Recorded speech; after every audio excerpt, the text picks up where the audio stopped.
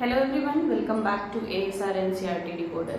सो आज हम लोग क्या पढ़ने जा रहे हैं, परमानेंट टिश्यू। इसके पहले वीडियो में हम लोग क्या पढ़ लिए, सिंपल जो टिश्यूज होते हैं वो क्या होते हैं, टिश्यूज आप बोलते हैं किसको, प्लांट में पाए जाते हैं, एनिमल में पाए जाते हैं, है ना।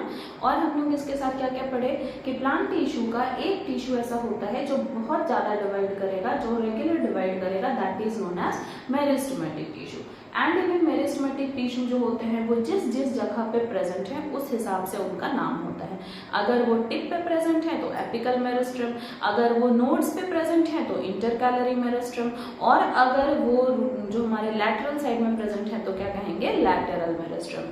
जो एपिकल मेरिस्टेम था वो हाइट दे रहा था, जो इंटरकैलरी मेरिस्टेम है वो भी हाइट दे रहा था, और जो हमारा लैटरल मेरिस्टेम है वो क्या दे रहा है, गर्थ दे रहा है। तो आज हम लोग देखेंगे क्या है परमानेंट टिश्यू किसको बोलेंगे।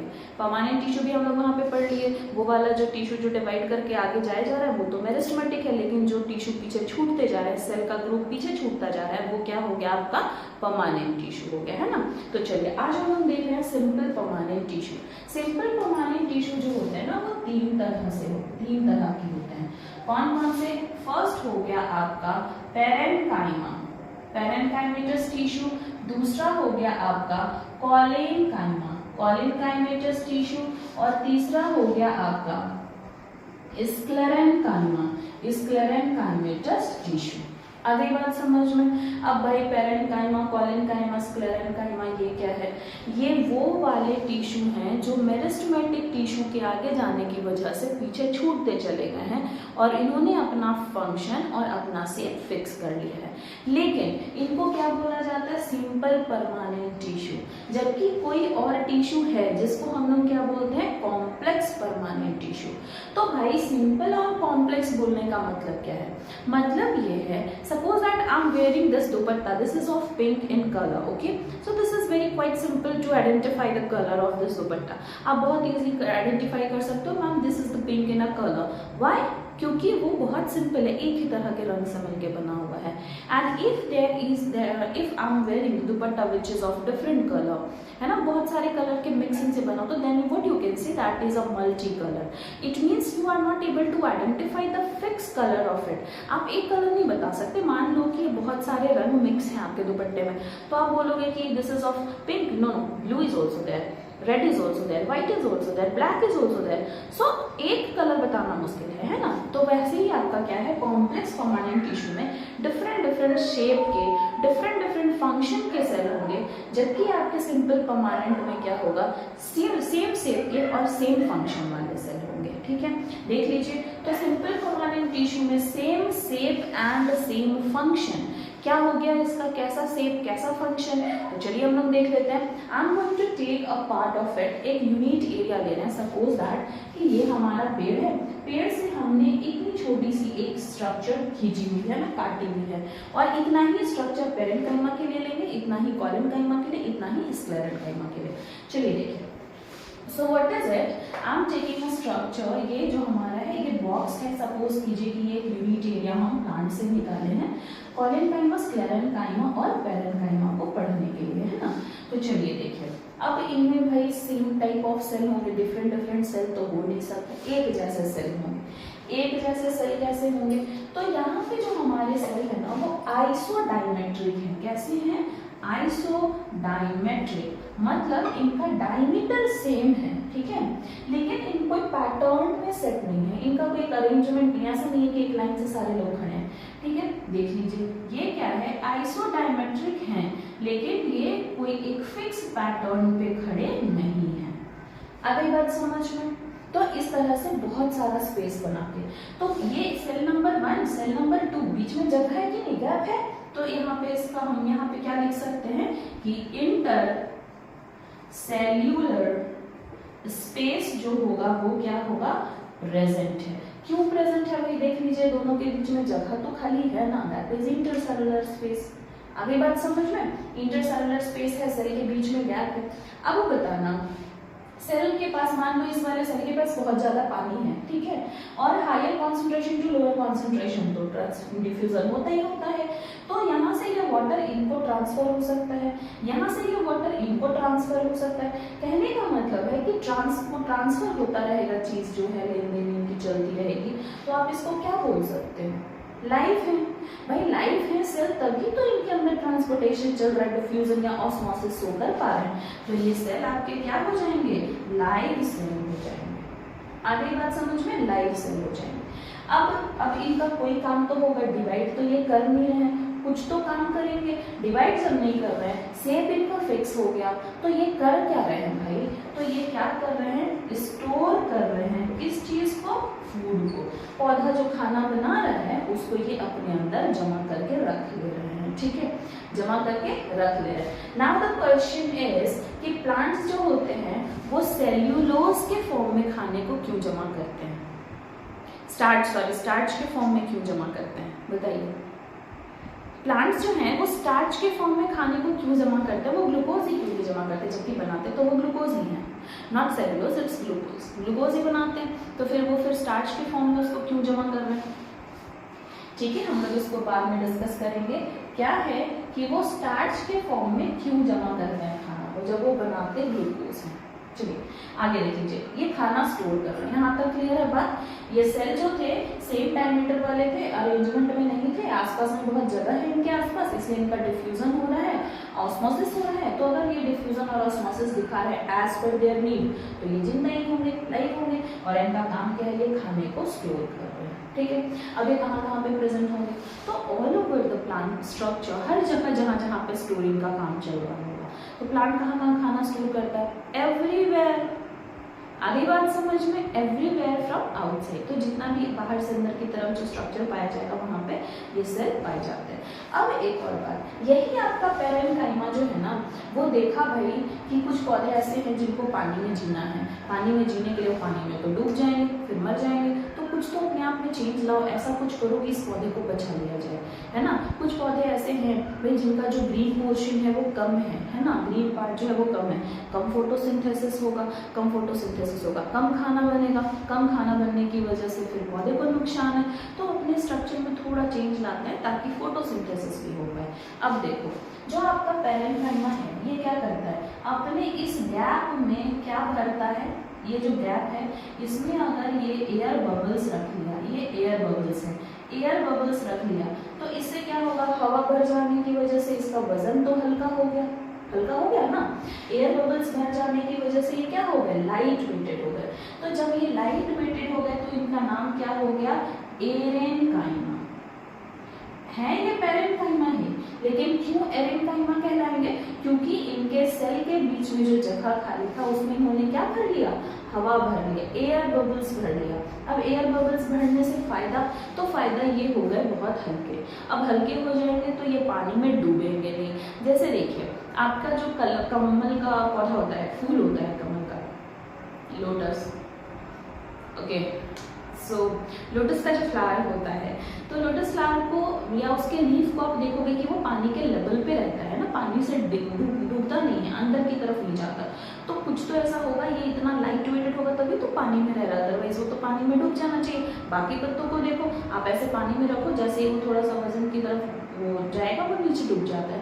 फिर कमल का पौधा, जो कमल का फूल है, उसका पत्ता क्यों नहीं जाता अंदर, तो रीजन ये है कि कमल के पत्ते में, लोटस फ्लावर के लीव्स में, लोटस प्लांट के लीव्स में क्या प्रेजेंट है, हवा का बबल्स, एयर बबल्स, जिससे वो लाइट वेटेड है और वो पानी के सरफेस पे रह जाते हैं। आगे बात समझ में। अब एक और काम ये प्लांट कर रहा है, एक और पैरेन्काइमा ये क्या कर लिया, अपने अंदर ना क्लोरोफिल भर लिया। यहाँ पे क्या कर लिया, क्लोरोफिल भर लिया, गैप में क्लोरोफिल भर लिया। अब गैप में क्लोरोफिल भरने की वजह से क्या हो गए, इनका नाम क्या हो गया, इनका नाम हो गया क्लोरेनकाइमा, इनका नाम हो गया chlorenchyma. Don't get confuse with parenchyma and chlorenchyma. Chlorenchyma आपको नाम ही बता रहा है कि क्लोरोफिल, ठीक है, तो क्लोरेनकाइमा क्यों, क्योंकि इसके पैरेन्काइमेटस सेल में क्लोरोफिल प्रेजेंट है फॉर द फोटोसिंथेसिस, तो ये क्या हो जाएगा, क्लोरेनकाइमा। अब अगर आपसे पूछे कि एरेनकाइमा का काम बताओ, तो एरेनकाइमा वो सेल है जो बायोएंसी प्रोवाइड करता है, पौधे को, पत्ते को लाइट वेटेड रखता है, और स्टोर फूड तो करेगा ही क्योंकि वो पैरेन्काइमा है, दोनों काम कर रहा है, ठीक है बात। बाकी सारी फीचर यही हो जाएगी, आइसोडायमेट्रिक है और ये क्या होता है, इनके पास सेल होते हैं, जगह होते हैं इनकी, अलाइव है, ये सब कुछ सारी फीचर सेम। एक क्या ऐड हो जाएगा एरेनकाइमा में, आपका ऐड हो जाएगा कि आपका जो प्लांट है वो कैसा हो जाएगा, लाइट वेटेड हो जाएगा, बायोन्सी प्रोवाइड करेगा कौन, एरेनकाइमा। नेक्स्ट अगर बोला जाए क्लोरेनकाइमा के बारे में, क्लोरेनकाइमा के बारे में आप क्या बोलिएगा, तो the parenchyma which have chlorophyll in it, है ना। तो इसके बीच बीच में क्लोरोफिल भरा हुआ है, क्लोरोफिल होने की वजह से ये फोटोसिंथेसिस कर सकते हैं। तो इनके बारे में आए कि what do you mean by chlorenchyma, क्या बताओगे, it is a type of parenchyma which have chlorophyll in intercellular space. अब सब कुछ सेम, इनके जो सेल होंगे आइसोडायमेट्रिक होंगे, इनके पास जगह बहुत ज्यादा होगा, लेकिन उस जगह में क्या भरा हुआ है, क्लोरोफिल। ये जिंदा सेल है, खाना स्टोर कर रहे हैं, एक और काम इनका क्या बढ़ गया, फोटोसिंथेसिस। क्लियर, आगे बात समझ में। तो ये हो गए आपके क्या, पेरेनकाइमा। अब बात किया जाए कॉलेनकाइमा की, तो कॉलेनकाइमा में क्या है, कॉलेनकाइमा के सेल जो है वो भी आइसोडायमेट्रिक हैं, लेकिन वो अरेंज्ड हैं इन अ पैटर्न। देखिए ये सब के सब कैसे हैं, अरेंज्ड हैं, ऐसे अरेंज्ड हैं। क्लियर है बात। तो हम क्या लिख रहे हैं यहाँ पे, आइसोडायमेट्रिक तो है ही, इंटरसेलुलर स्पेस, देखिए सेलुलर स्पेस भी है, इंटरसेलुलर स्पेस भी है इनके पास, लाइफ बिल्कुल जिंदा है। अगर ये सेल के बीच बीच में गैप है तो इनके अंदर से आराम से इनका वाटर और एयर का सर्कुलेशन होता रहेगा, डिफ्यूजन ऑस्मोसिस होता रहेगा, अपनी नीड कंप्लीट करते रहेंगे, तो ऑब्वियसली ये जिंदा है, ठीक है। नेक्स्ट क्या आ जाएगा, इनका काम क्या है, तो पहले तो भाई इनका काम हम जाने कि आखिर इन दोनों में बस इतना ही डिफरेंस है कि ये अरेंज है, नहीं, एक और डिफरेंस है। वो क्या है, इनके कॉर्नर पे डिपोजिशन होता है, यहाँ पे ये डिपोजिशन होता है किसका, लिग्निन एंड सुबेरिन का। ये जो डिपोजिशन है कॉर्नर कॉर्नर पे, इससे इनको कोई नुकसान, हाँ नुकसान हुआ थोड़ा सा कि इनके पास बहुत ज़्यादा जगह था, इनका थोड़ा सा जगह ऑक्यूपाई हो गया लिग्निन और सुबेरिन से, तो इनके पास जगह पेरेनकाइमा के मुकाबले कम पड़ गया। लेकिन इससे फायदा, बिल्कुल फायदा हुआ। फायदा क्या हुआ, ये आपके प्लांट को क्या देते हैं, फ्लेक्सिबिलिटी, फ्लेक्सिबिलिटी देते हैं। इनकी वजह से आपका पौधा कैसा हो गया, फ्लेक्सिबल हो गया।